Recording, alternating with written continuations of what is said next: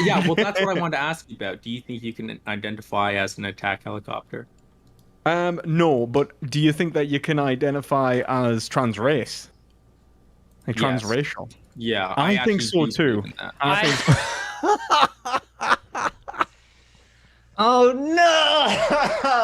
no! Destiny went from fully bored playing his video like, game to like, what are we going? What's going on here? What I just know. happened? I know, it's so funny that I didn't even think about that. He's like wakes up, he's like, "Can you be transracial?" Suddenly he's like, "Bling!" Like, wait a minute.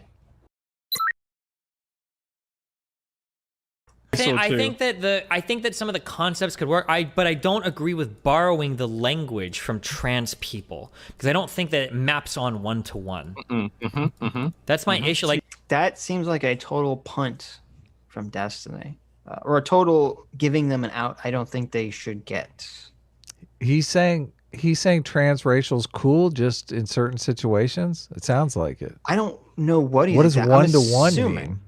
I'm assuming what he means is like, okay, if someone is like biracial, they can identify as being more of one race than the other or something. That's not transracial though. I wouldn't say that's transracial. To me, transracial is someone who is not at all a race and wants to identify transitions into another race. Yes, exactly. Right. Yes. If you're biracial, yes, you have the advantage of being able. Sometimes you don't have the advantage because society kind of categorizes you, which is kind of fucked up. But right. Yeah. And that's what happened with Obama, though he obviously used that to his advantage by saying he was the first black president. But that'd be like if I said, "Oh, I really like anime, so I'm gonna identify as Asian now." I really like Asian culture. I'm identify as Asian. It's like no, fuck you. Okay, can you fuck imagine? You. No, it's so stupid. Can you imagine if you're like half Irish, half African American, and you're like, you look completely African American, and everyone is like, they judge you as African American. You're like, no, I'm Irish. Thanks. What if you had like the thickest Irish accent? That'd be pretty sweet, right? That actually sounds pretty cool, to be honest. Doesn't it? Yeah. Dye your beard red, just like a leprechaun everywhere. That'd be pretty sick. If somebody because if somebody starts talking about quote unquote transracials, like, oh well, maybe there's like a culture or something you identify with, and you don't necessarily look like those people. Yeah, sure, that's all valid, but it's not transracial because like that. I don't even agree with that. Doesn't even make sense. Okay, saying this is why I hate this obsession with identity. You can like a culture that's not your own. Doesn't mean you identify with it. Like, what does that even mean? I don't even know. Like like, the movie Last Samurai? You do technically identify with it, but it's not your identity. Well, no, that's what I mean. Yes, you identify with it, but it's not your. But when they say identify, they mean identity. Okay. Yeah. So it's like in Last Samurai, okay, Tom Cruise, right? Yeah, I remember. So Tom Cruise goes to Japan. He has a very Western way of thinking from the 1800s or whenever this movie takes place, and slowly he begins to find merit in a lot of the various aspects of Japanese culture. Okay, so they would say, well, he's identifying with it. It's like, well, no, he just appreciates and maybe thinks some aspects of that culture is even better than the culture he came from, which is fine.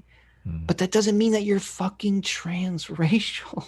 Okay, and that's what's so bizarre. That's assimilation is what it is. Right, but that's what's so stupid. Well, this is another inherent contradiction on this stuff, is that so much of this neo-Marxian identity politics, they keep saying we're anti-essentialism. Okay, we're anti-essentialism. Yet every argument they make is the most essentialist fucking argument on the planet.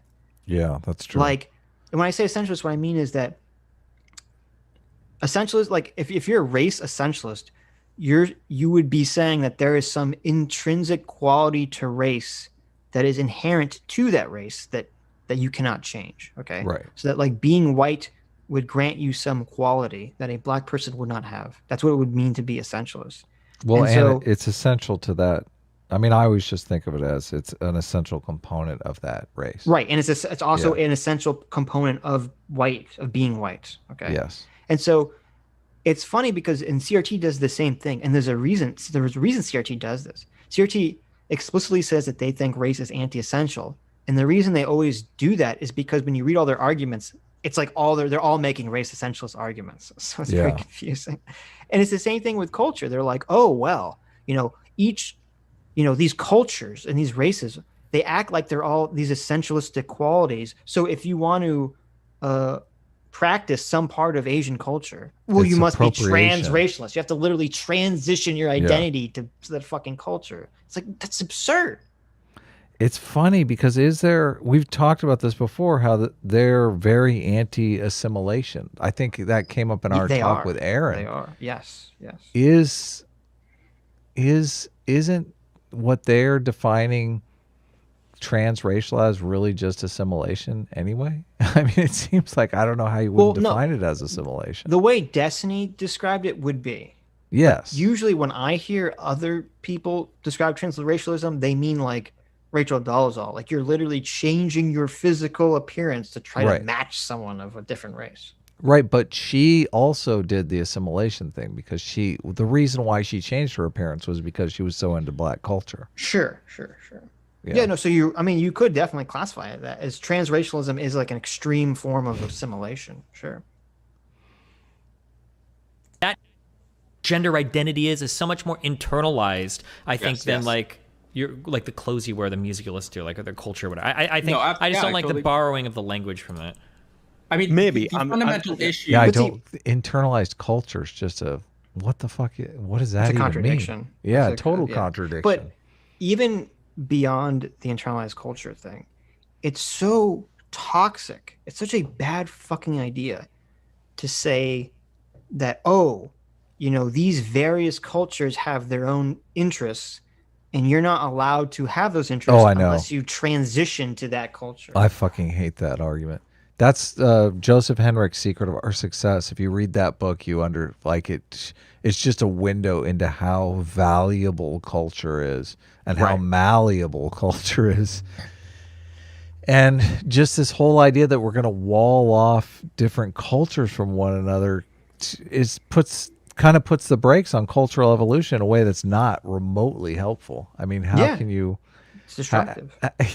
Like one of the reasons it makes America great is that we've had so many great cultures to draw upon. We're basically pilfering the most motivated people from all around the world by offering them an environment where they can excel based on their opportunity and merit.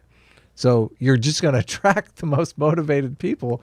All the unmotivated people are obviously going to stay in their home countries. They're going to come here, but they're going to bring the best aspects of their culture with them. Right. That we can adopt and use. Right. Yeah. But this cultural appropriation argument is evil. Cultural appropriation is evil. And Bill Maher had an interesting segment this week where he was going all against how wokeism was getting people fired from the Olympics and how cultural appropriation is like the dumbest idea ever. Yeah, I saw that. And I never understood this until I started doing all my heavy-duty CRT research, because the whole point of cultural appropriation makes no sense, but it only doesn't make sense if you're looking at it from a liberal perspective, from a liberalism perspective, okay, where we're saying, we want to tear down the importance of being a specific race, which is what we're trying to accomplish, what liberalism is trying to accomplish in America. And that's why it doesn't make sense to us. But when you look at it from the neo-Marxist perspective, it completely makes sense, because they do essentialize, even though they pretend they don't, they essentialize culture and map it onto race. And they say it is oppressive. And that's why we get the crazy chart that's like, these are the qualities of whiteness. And it's like punctuality, and being, and being scientifically minded and all this other stuff, is because they are literally saying that different cultures have different essential characteristics, and those characteristics map onto race, and it is oppressive for white people to try to dictate how non-white people behave culturally. Yeah. So wrong. And then on top of that, they want to use, this is where intersectionality comes in. They want to use these racial identities as a means of grabbing power in our society. Okay. And so they can only do that if the racial identities exist. And that's why this is the truth about where cultural appropriation comes from. Because think about it. If white, quote unquote, white society adapts black culture, okay, so that it's totally acceptable for a white person to, quote, have black hairstyles at the office and listen to, quote, black music and even use, quote, black vernacular or whatever. Oh my God. Okay? We'll go as deep as possible into, the racism that the neo-Marxists are saying. Okay. If white society adopted all these practices and all this cultural elements of, quote, black culture as a whole, then they literally could not use the black identity as a political means of gaining power anymore, because it would be so integrated with white identity. Oh my God, you're right. You're totally right. And that's what's going on here. That's why they have to wall it off. Otherwise, it's Yes! not politically feasible. Yes, and it's Oh my crazy God. because I that's didn't why they're realize against this. integration. Yeah, that's what was so crazy about what I was telling Aaron on Thursday, is that in the critical race theory Bible, they talk about this concept called race consciousness. And they cite a guy who's a white guy named Gary Peller, who wrote this paper on race consciousness. And he talks about how, and this is the failing, I guess, of our, quote, liberal institution, which I didn't realize, was that during the civil rights movement, there was a very contentious disagreement among how racial equality should look. And you had the, quote, liberal side, which is Martin Luther King Jr. and others, who said we need to be building the colorblind society. And you had the radical side, what we consider the radical left side, which was in favor of not integrating and not being colorblind, but black nationalism and black separatism. And they specifically talked ill about integration, and they used that term. They were anti-integrationists. And these were people like Malcolm X and the Black Panthers. And it's funny because Stokely Carmichael, who's the guy that came up with the term black power and raising the fist, he's the guy who also came up with the term systemic racism, and he was completely against integration. Wow. He was 100% black nationalist. He even moved to Africa because he didn't want to live in America anymore. Wow, my God. I listened to a Malcolm X interview recently. I've been watching a bunch of Thomas Sowell stuff, and it was in the end of the video. And man, everything that he was saying, he was talking to another guy on a panel. Everything that he was saying was a conversation that could have taken place like yesterday. It was it's so crazy. Amazing. Yeah. It's crazy. And the thing is in black and white. It's like old TV footage. Like it must have been 1965 when this conversation was taking place. And I was thinking, we have not moved one fucking bit. We're still having the same exact conversation. It's so crazy. Yeah, and that's why what you said was so accurate. We said, well, like, this is the regressive movement. Because that's what it is. It's like, it's frustrating because during the civil rights movement, the liberals or the liberalism side won the argument justly. Okay, justly won the argument. Said we're going to be in favor of building a colorblind society, and now it's like all the fucking radicals have come back with a vengeance. And the problem is, the liberals like Joy Reid and all the liberals in the media don't realize that these people making these radical arguments are against them, are subverting liberals and liberalism. They have no fucking clue what's happening because they don't know their history.